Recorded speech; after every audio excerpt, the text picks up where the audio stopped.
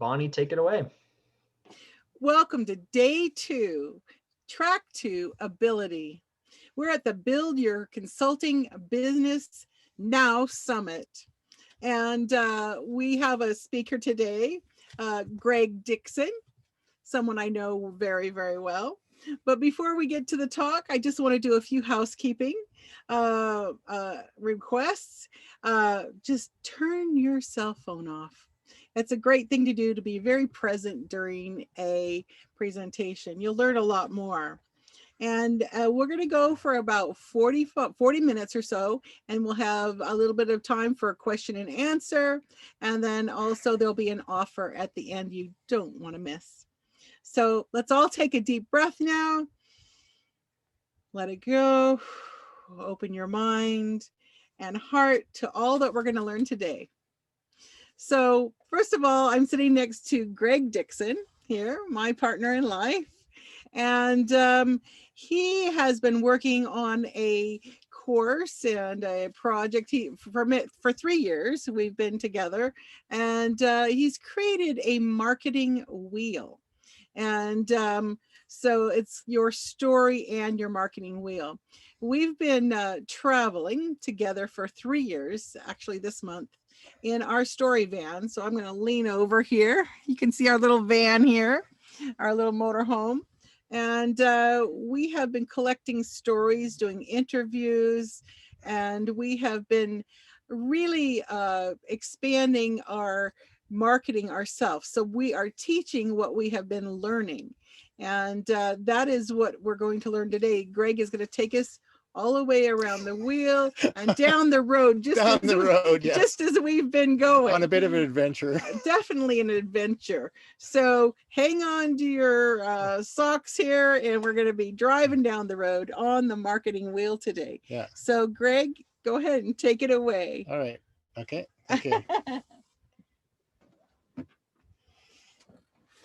Uh-oh. We have a green screen technical issue here. So anyway, I'm going to start this story with how we ended up here. So we were down in Los Angeles at a Linda Hollander event, a sponsorship event, and we met Jacqueline Grant, and she was planning to go out and do a series of live summits, starting in Washington, and then I think she had about 4 or 5 locations all across the U.S. And we were going to help her with that. I think she had one in the Seattle area, and Bonnie used to live in the Seattle area. So Bonnie, we were going to go help oriented people to the Seattle area. And anyway, that got stopped, and we ended up here. But anyway, I'm going to share, see if I can share my screen here, and I'll take you from about the time we met. Let's see here. That's that screen and share. That should be, so here we go. This is Storyvan TV. So when we were in Los Angeles, what we were pitching, we had a bunch of projects that we were pitching, but we threw them all together in this thing, an idea called Storyvan TV. And we were doing a couple of different interviews. We were interviewing individual people, talking about their story. We've done a number of personal stories, including Linda Hollander's father's story, and also a musician I played with.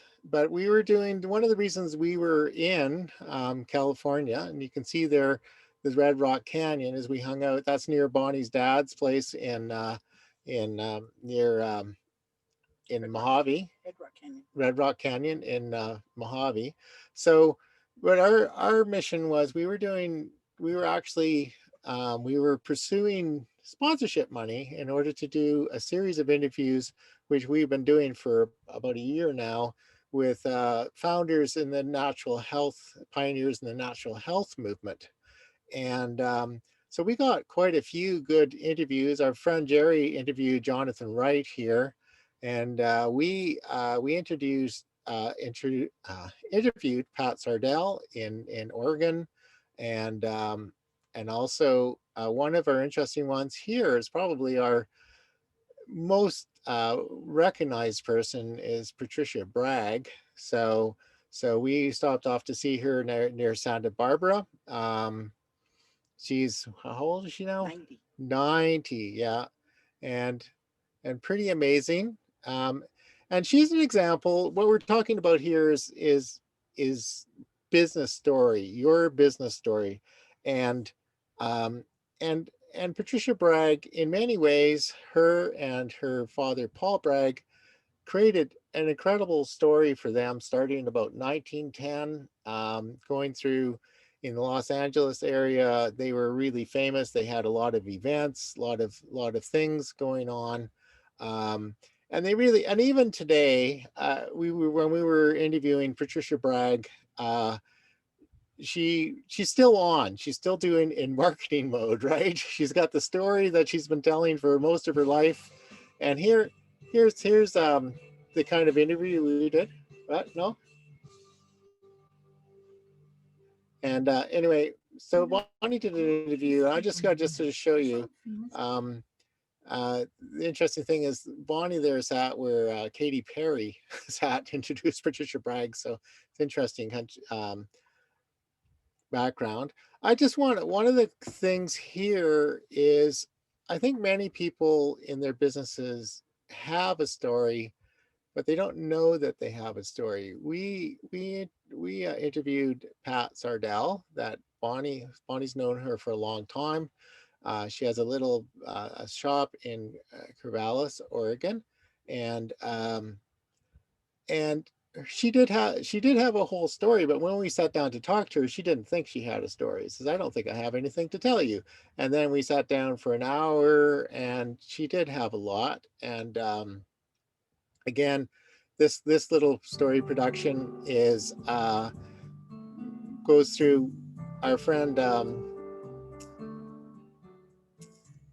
put Sardell and together her an husband introduction Glenn here with co-founded Country Vitamins in Corvallis, Oregon, pioneering the safe use of health supplements and eco-friendly products since 1982. Both regionally and nationally, Pat Sardell has been an active advocate for the natural products industry, serving on the board of directors of the Natural Products Association from 2000 to 2015. She was named as an NPA Industry Champion in 2013 and a New Hope Legends Award in 2019. Pat continues to maintain congressional connections as she advocates for consumers. yeah. So for somebody who didn't think she had a story, she had a pretty impressive story when it all added it up. And so we're here speaking as part of our Tell Your Story production project here, and we do personal, business, and family stories, and sometimes they go together. Like what I want to suggest is that in order to tell, I think actually listening to, there's been fabulous productions today, fabulous talks, um, and and in many ways, a lot of the people said the same thing that we're going to say, just in a different spin, um, and in some ways people are talking about, for one, almost all of the speakers had a good story about themselves. They could explain why Jacqueline Grant, especially, it says why she was interested in what she's teaching now, what happened in her life in order to get to the point where she wanted to really share it and run these summits.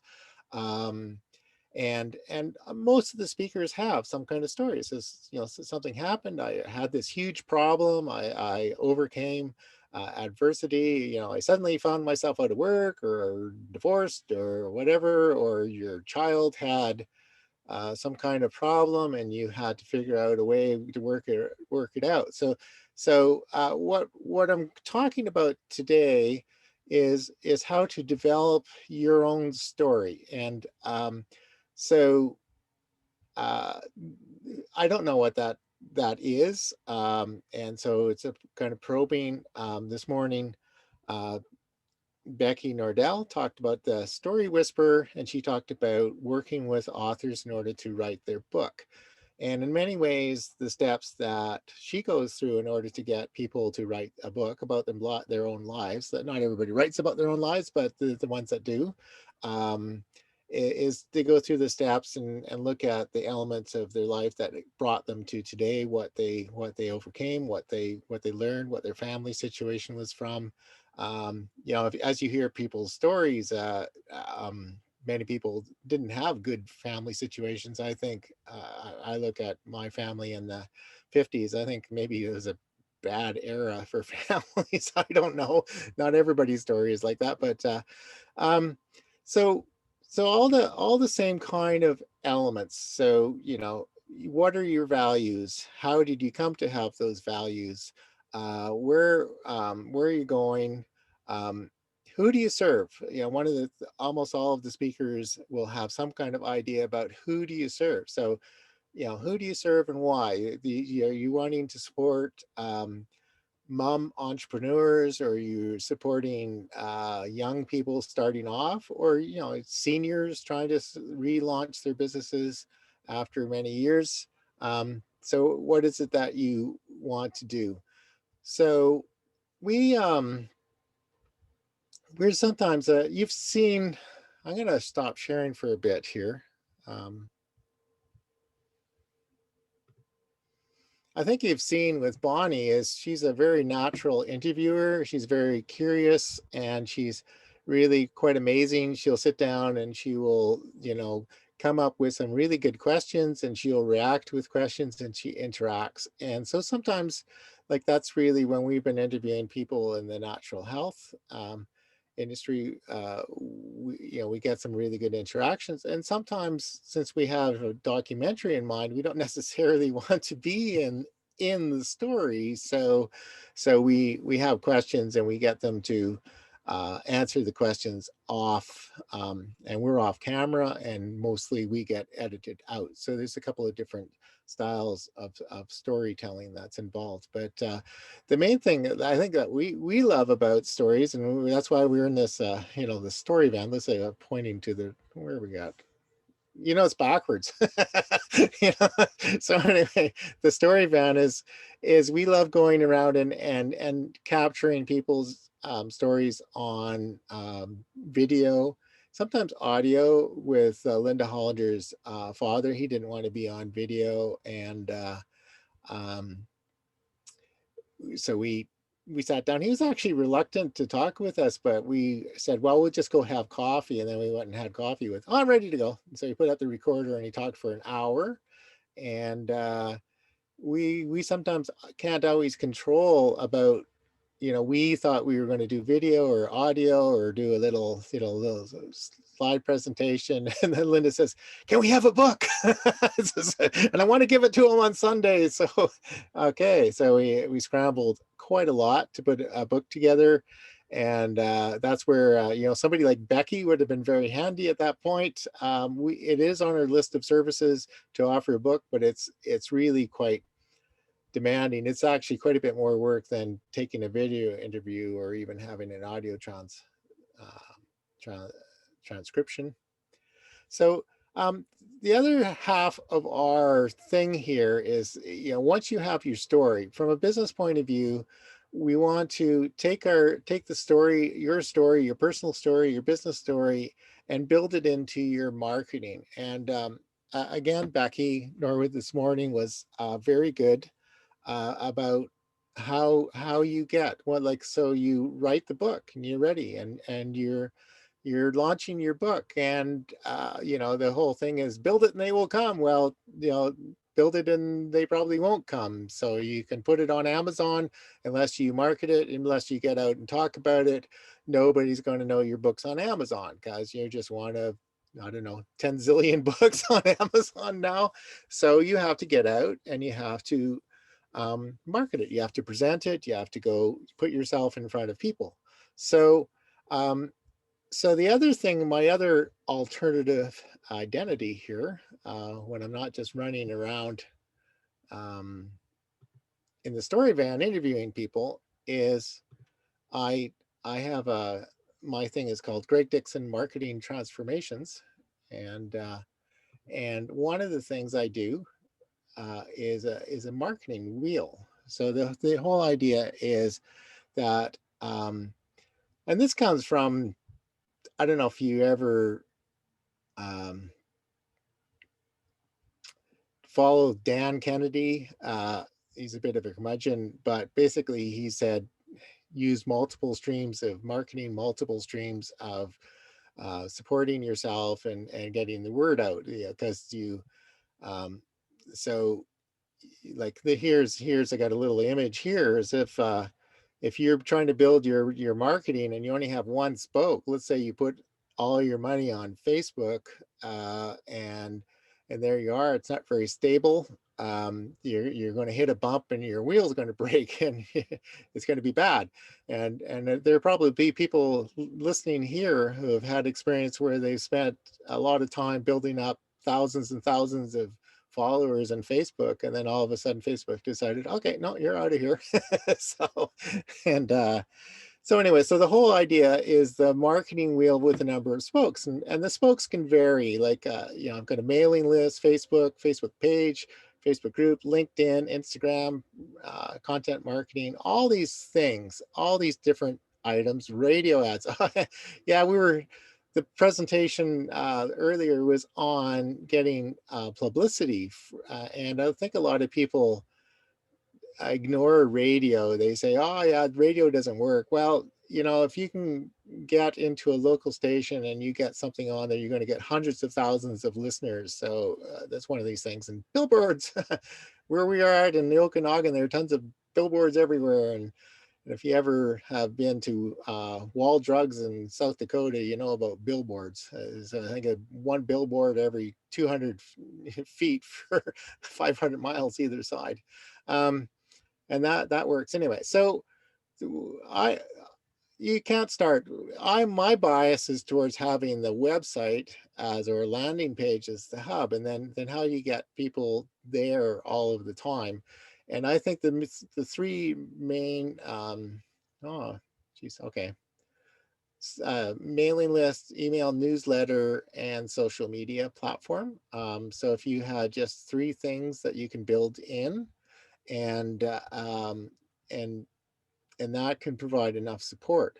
And I would say, a lot of people, going back to that comment about putting your time into a platform that you own, an email newsletter, emailing list and email newsletter is the most stable thing, unless you really manage to get yourself bumped out of your email supplier by spamming a lot. That's going to be something they can't take away. You can't get bumped off of Instagram or LinkedIn or Facebook.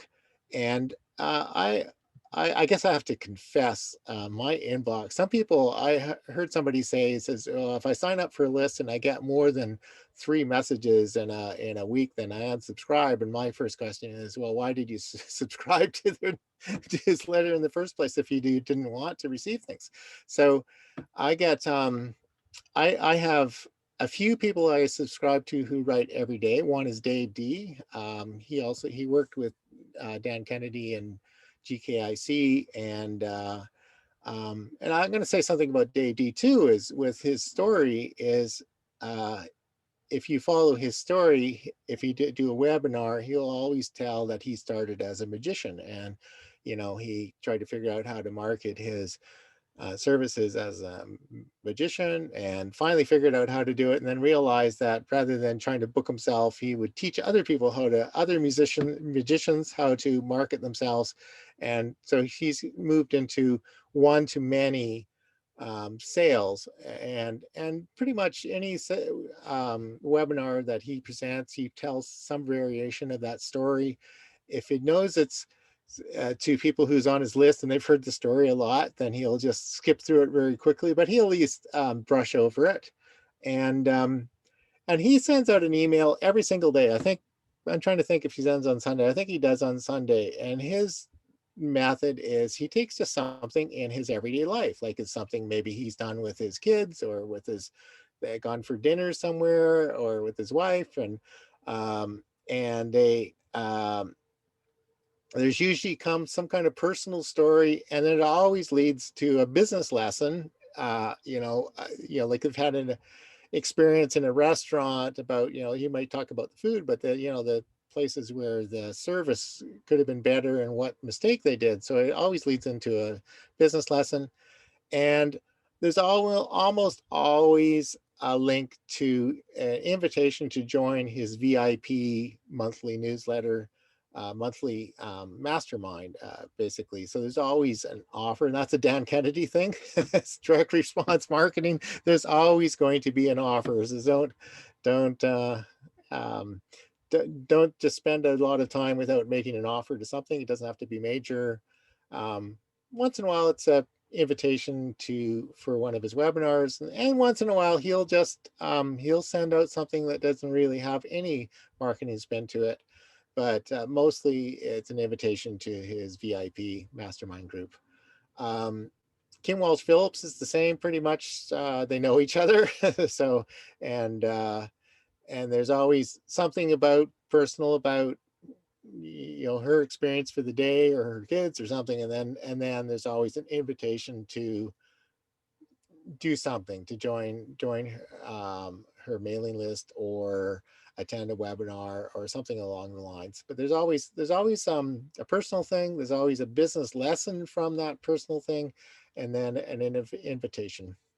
So I got my bias is for the website. So anyway, but and you got to get all these things. So what we're trying to advocate here with talking about your personal story, your personal business story, and the marketing is, if you can figure out, if you can get together your story, and figure that, I would say what we're talking about is very similar to the process that you would have with a business coach. Like, you're going through your business coach, and the business coach is going to ask you, who's your customer, why is that your ideal customer, why do you want to do this, why them, what makes you qualified to present this.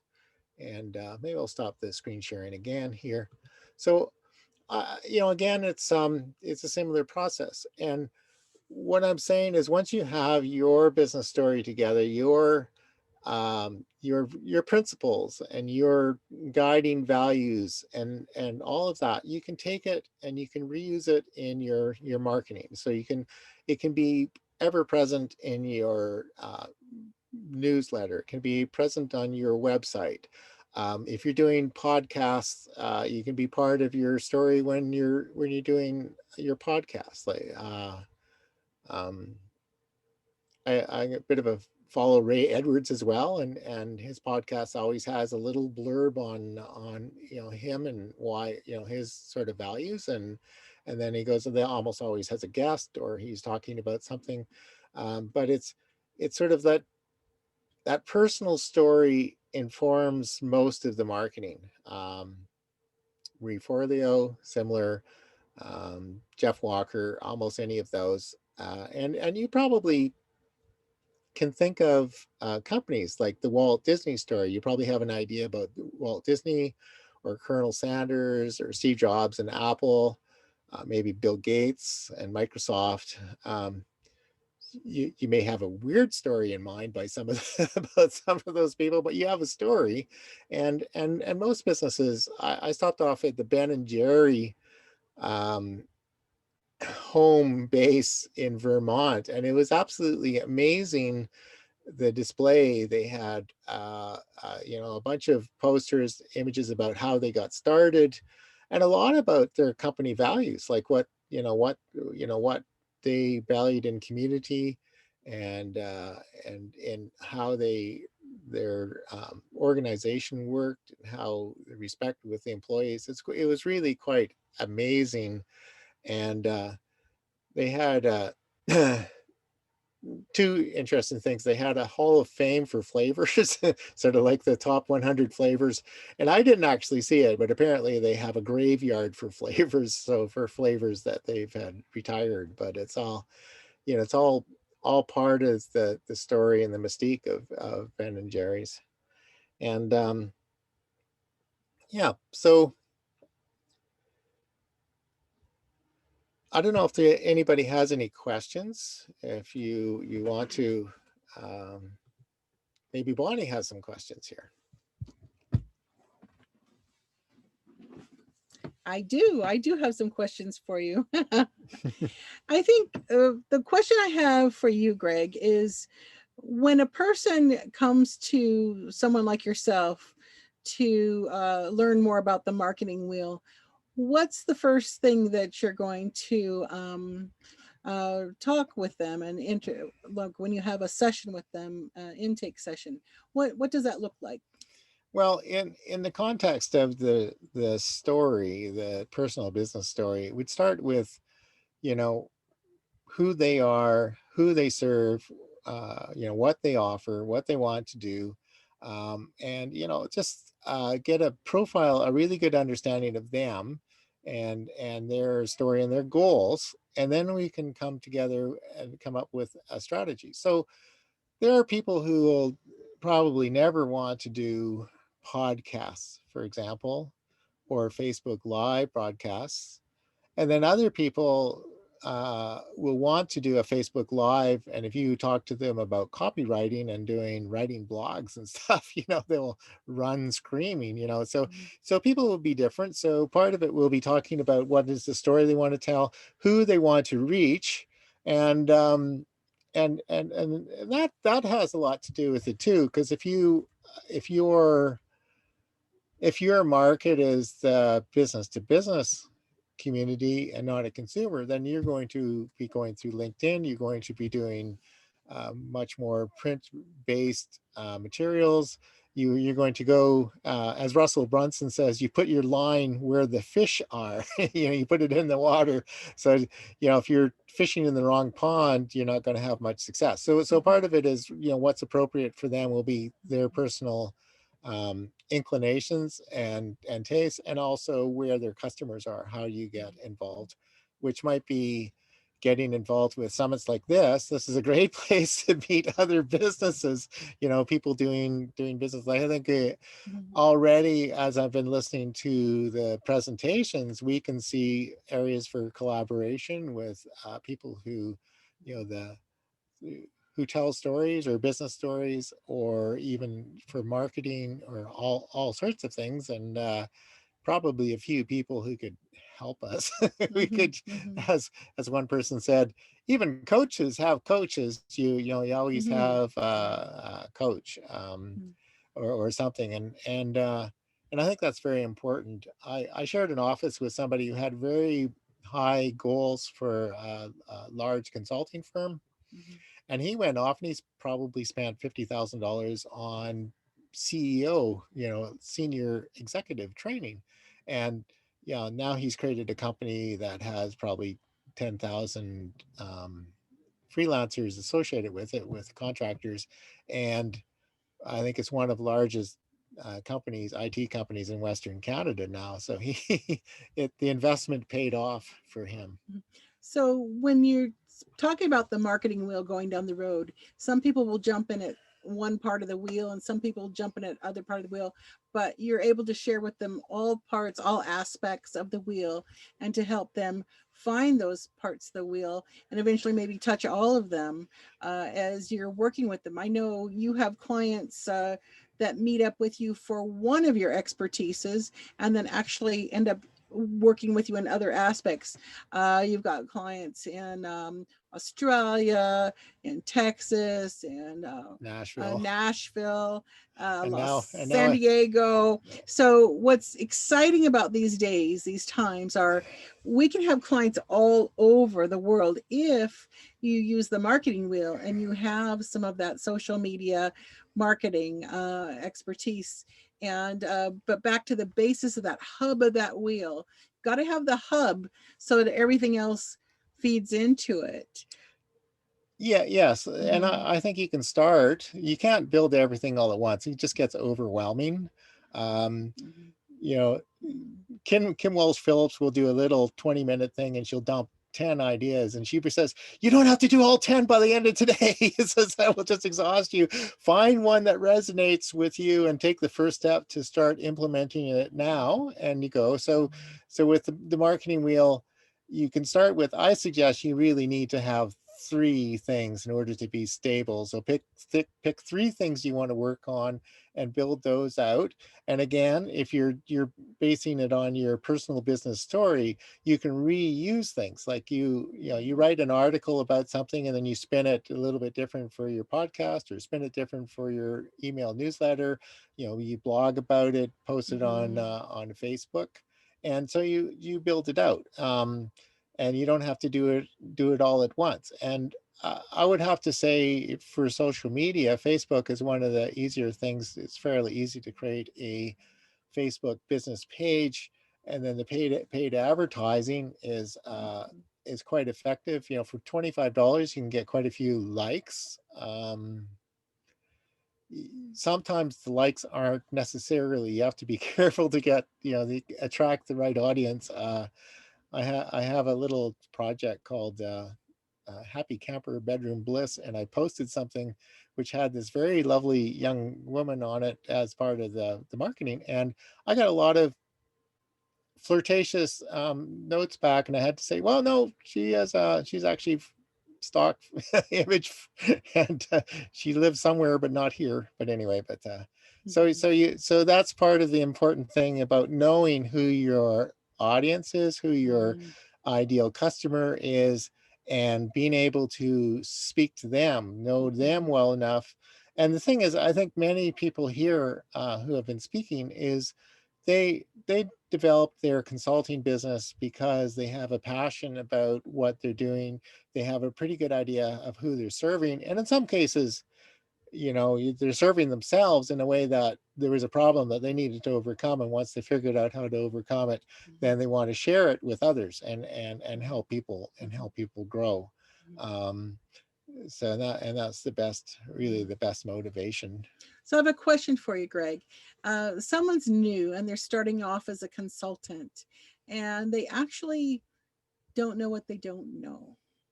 And why would your company why would your services be a good place to start with? What do you have to offer someone that's brand spanking new? Well, for one, we can help develop, like the little package that I've put together here is to help go through that process of identifying their story and their audience and what their values are. And then the next thing we do is we take that and says, well, how can we use that to create an image? So a branding person, would say they would create a website that's branded to their mission and their personality. I have a copywriting bias, so I don't have the same emphasis on the color, and all those other things. So it's mostly the story, and also if you can get it out in multiple ways. So if you're, I think Bonnie asked Kimberly Whitecamp about how often to put out newsletters, and it turns out that Bonnie and I had gone to Florida. I went to a copywriting boot camp in 2015 in Florida and met Kimberly, and then we met her again in 2017. So it's a small world. So then here, years later, Bonnie's introducing Kimberly, interviewing part of the summit. Anyway, she just sort of said, well, frequently, a lot more than people will think, that if you can put something out daily, or at least a few times a week, it's better, and at least no less than once a week to put something out. But you can, let's say you created one piece of that took your story and your product and you combined it. If you put it out in your newsletter and then you put it out on a blog post, maybe posted an article in LinkedIn. So you really you're taking one piece of content and you're repurposing it and putting it in various places. So you're maximizing the effort that you put into it. I'm going to jump in here, Greg, because you said uh, something interesting. I met one of our attendees for the Build Your Consulting Business Now Summit in 2000 and probably 6 or 8 down in Los Angeles and Hessen. And I can't believe here we are in 2020 and I've bumped into her again. What I get is to show up. And by taking your marketing and showing up over and over and over again, that is the key to success. Literally meeting someone that many years later in back out marketing herself. We're all here to share what we know.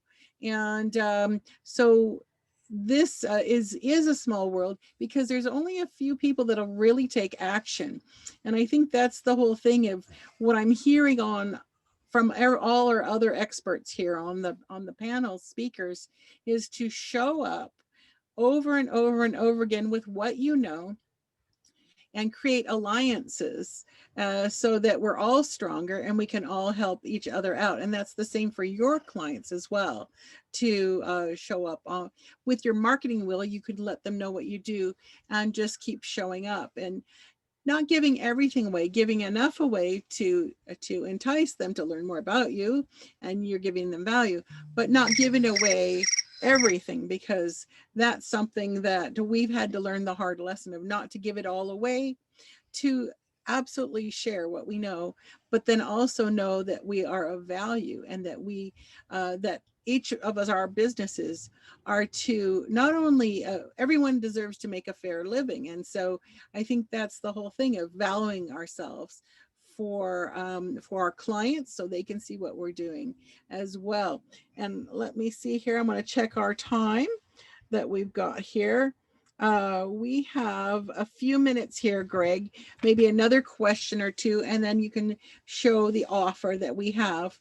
I think for myself and the whole marketing is, over the years, I would stop and start. And that's the other thing. Consistency is really the key. I had to learn the lesson that it's when you stop and start, you can't get as far forward. And the best example I ever saw that was at a big convention, and they had one half of the room and the other half of the room split. And the one half of the room, they said, when we say go, I want you to touch the person behind you as fast as you can. And the other half of the room, they said the same thing, but they said the second half, they said, but your part is when we tell you to stop, you have to stop. So with the first half, they just let everybody touch this was pre-COVID, of course, many years ago, but touch each other all the way to the back of the room, and zoom, the whole room had been touched. The second half of the room, they touched and said, stop, touch and stop. And they only got around to about a third of the room. So think of your marketing as moving very quickly to the front, to the back of the room and touching everyone. Whereas if we just occasionally put out, when we think of it, some marketing, it's not as effective as if we're very consistent. So I know for myself, I'm doing some posting for a couple of other businesses, and I'm also for Facebook, and I'm also doing some for our own websites. And I wrote myself a calendar, and I look at it, I don't have to think too hard. Oh, that's the one I'm doing today. And I just have been posting much more consistently. And I am seeing for some of the businesses I'm doing this for, they are getting they were pretty impressive. They were getting a lot more likes. They were getting a lot more touches. So I think that's my big whole thing for our marketing wheel, is the consistency of going steadily versus stopping and starting and hitting the brake. And I know we do sometimes if we're not feeling well or we're sick, but to hire someone that can do that for you. If that's not your strong suit, you don't like posting out there, you can hire someone to do that for you. And so with that, I'm going to go ahead and say, Greg, I'd love for you to share with what the goodies you're going to give away today, and and see your offer for the marketing wheel. Okay. I think Kenya Kid, I saw a little question that popped up, and I think the one was, what's the least effective marketing media, and it's probably the one you don't like. Like if you stay away, if you would rather poke your eye out with a needle than go on to Facebook, then that's not going to work for you. Um, Same with so it's hard to say what the least one is. I also say Facebook's probably the easiest one to go. It's probably the easiest one to take up all your time too. So it's kind of a mixed blessing. So that's where maybe they hire someone. If they don't care for Facebook, just hire someone to do several posts a week for you. There's lots of people that can do that for you. And then you don't have to be fiddling around on it if you don't like it. Same for email marketing campaigns. If that's not your thing to do copywriting, hire a copywriter. It'll actually be less expensive in the long run. And email is an excellent, as we've heard from many of the speakers, your email list is yours. And the online platforms are not yours. And they can change anything they want. They can take your posts off. They can do all sorts of things. Whereas your email list, it's solid gold. It's solid gold. So with that, Hun, I'm going to let you go ahead. And okay. I just want to make one comment on there was a study one time where they set off two groups of people to write, and one group was told that they were going to be judged on quantity, and the other one they were going to be judged on quality. Anyway, the ones who were judged on quality didn't produce much of anything, and the quality was much worse than the quantity. So it's better to practice and post lots and go get better as you go. Like I sometimes will post something in one area, and then I'll reread it and tweak it a little bit. By the time I posted it 5 times, it's better. But not to obsess too much over it. Anyway, yeah, there's some, back to Kenya's question there. There you can provide, the AWAI website has a marketing report there, and they have quite a bit of information on what's popular, what's not, what people are reading, what's or not. But it does really depend a lot on your preferences and where your market is. And that AWAI is American Writers and Artists Incorporated. Yeah. But I'm sure if you search on Google, there's lots of surveys. And of course, everybody has a different opinion. They have their own favorite media.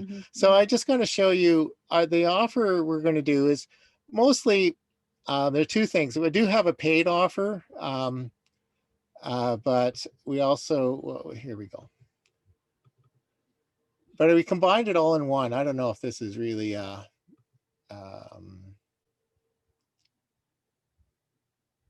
where do we go? Yeah, this little special here.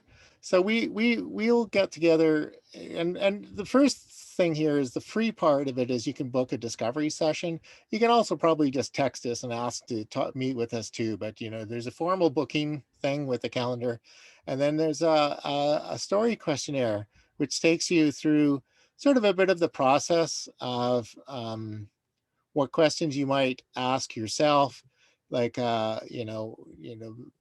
and this is, we would ask you these similar questions too. If you're wanting to talk to us, I suggest that you run through these questions, and it just will ask you the various whys and some background information. Once they fill this out, will they be able to access this? Yes, I think they should get it access, and certainly we will get a copy. And one of the questions is, if you want us to talk to you, put in your name and email address. You don't have to; you can do it totally anonymously. But if you want to, then what we'll do is we will send back your questionnaire, a report of your questions, and with some comments. So this is a free tool for you to use to help prompt you through your own business story. Yeah. And different coaches will ask you different questions, but these are ones that at least you get used to think about some of the elements that you might want to put into your personal business story. And then what was your actual offer? That was their free one. And then the paid one here is, I'll go back again. We went is to work with us for basically $14.97, and we'll go through the whole process, go through your story development, ask all those questions, take notes, try to learn more about what you're doing and what you want to do, and then we'll create a marketing plan for you and help you with some of your blog posts and some of your content, create a swipe file, or at least get you going in a direction. So that's so if you're interested in that, I would suggest you book a free discovery session, and then we can talk about what's appropriate for you. Sometimes many other consultants, and sometimes what we offer isn't what people end up asking for. So we're flexible. We will talk about what you want to do, and we can come up with a solution for you. Mm-hmm. And yeah. So that's pretty exciting. What you would get out of this for a marketing, your marketing wheel planning. And also you'd be getting your story out of that. But for sure, make sure to complete the story questionnaire. It will help prompt you. Even if you've got your story down, sometimes our stories start changing over a long period of time. As my last speaker mentioned, she's gone through 3 pivot points. So sometimes our story will change. And I know Greg and I both have had stories that have changed in our life. So with that, we want to honor our time here. Okay. And so I just want to say thank you, Greg, for sharing a bit about the marketing wheel that you offer and I offer with you. Greg's the mastermind on many of the techie stuff. I'm kind of the touchy-feely people person, but I must say, Greg, even though he was shy as a young man, he is not shy anymore. So I'll tell one more story. Bonnie and I met on Match.com, and she was born in Los Angeles. We met in Vancouver, and I was from North Vancouver person, and we had a mutual friend in Mexico. Yes. So it's a small world. It's a small, small world. And with saying that, we'll want to reach out on the Whova and reach out to as many people as you can. This tool that Jacqueline found at another summit she was at is amazing. We have the opportunity to reach out to many, many people here. And as one of the other lecturers were saying, that we actually, your connections are your gold. Those connections are gold, and to hang on to those connections and keep in touch with each other is so, so important. And so with that, we're going to, at the top of the hour, we'll start another, actually, it'll be Jacqueline. Yes. Yay, yeah. Jacqueline. Tying up the day. Yeah, finishing off the day with after all of these great presentations. I have many that I didn't hear on the other track that I'll be listening to, but I'll be reaching out to many of you. So thank you so much, and we'll see you at the top of the hour. All right, I'm stopping recording.